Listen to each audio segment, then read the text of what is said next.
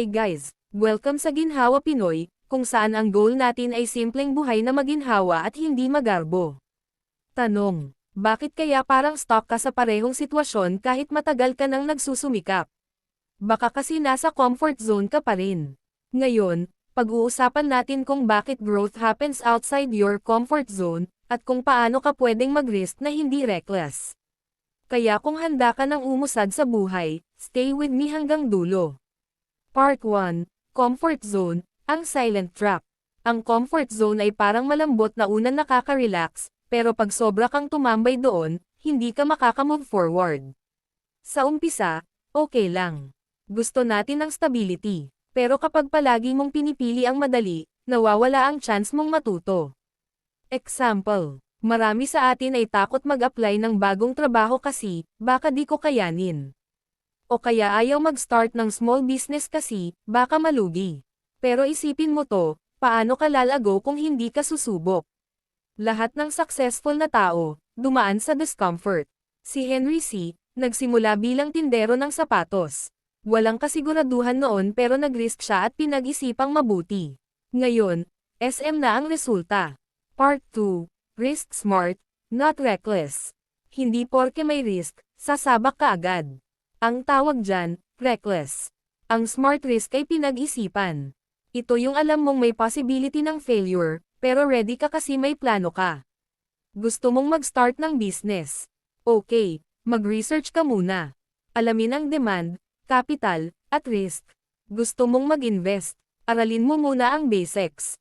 Wag lang basta FOMO, fear of missing out. Sabi nga nila, risk without knowledge is gambling. Risk with wisdom is growth. Part 3, How to step out of your comfort zone. So, paano nga ba lumabas sa comfort zone nang hindi ka nabibigla o nalulugi? Here are 5 practical steps. 1. Start small but start now. Hindi mo kailangang lumundag agad. Kahit maliit na step, basta consistent. Example, mag-save ka ng 50 pesos a day, o magbasa ng 10 pages ng self-improvement book. 2. Accept discomfort. Growth feels awkward at first. Pero kung laging madali, ibig sabihin wala kang natututunan. 3. Surround yourself with doers. Kung puro reklamo ang mga nasa paligid mo, mahihila ka pa ibaba. Hanap ka ng mga taong may diskarte, may pangarap, at may tapang. 4. Track your small wins. Lahat ng progress, kahit maliit, deserve mong i-celebrate. It builds confidence and momentum. 5. Have a why. Bakit mo gustong umangat? Para kanino ka nagsisikap? Kapag malinaw yan, mas madali kang bumangon kahit hirap. Part 4, Real Talk, Fear is normal. Let's be real. Takot tayo lahat. Takot mag-fail, takot mapahiya, takot mawala ng pera. Pero alam mo kung sino ang talagang talo. Yung hindi man lang sumubok. Kasi kahit mag-fail ka, may natutunan ka. At yung lesson na yon, mas mahalaga pa kaysa pera. Ang tunay na risk ay yung manatili sa buhay na hindi mo gusto. Part 5, Growth Mindset vs. Fixed Mindset. Alam mo ba kung bakit yung iba, kahit ilang beses sumubok, umaangat pa rin? Kasi may growth mindset sila.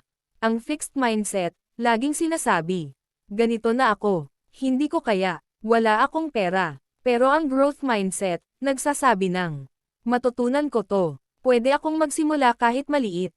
At least, sinusubukan ko. Kaya tanong, anong mindset ang gusto mong dalhin ngayong taon? Part 6, Apply this in your money life. Let's talk money, kasi dito madalas tayo natatakot mag-risk. Gusto mong mag-invest, pero sabi mo, delikado yan.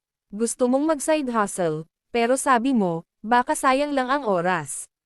Pero isipin mo, staying broke is also risky. Ang hindi pag-save, risk din. Ang hindi pag-aaral ng financial literacy, risk din.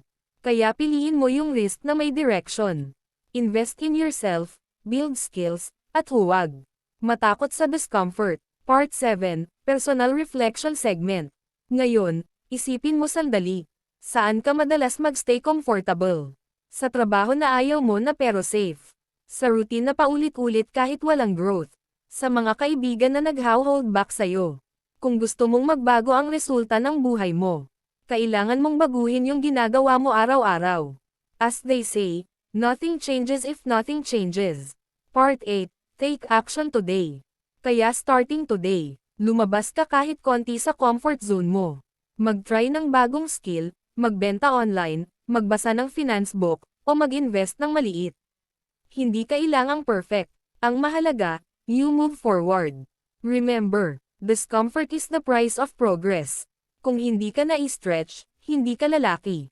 Kung hindi ka nagka-challenge, hindi ka magle-level up. Kung gusto mo pang matuto ng mga real-life money and mindset lessons, subscribe sa Ginhawa Pinoy. Dito, tutulungan ka naming mag-grow, hindi lang financially, kundi pati sa diskarte at pananaw sa buhay. E-like mo itong video kung may natutunan ka. At e-share mo sa kaibigan mong kailangan ding marinig to. Kasi tandaan, ang ginhawa sa buhay ay hindi nangyayari sa comfort zone. Nagsisimula yan sa isang matalinong risk.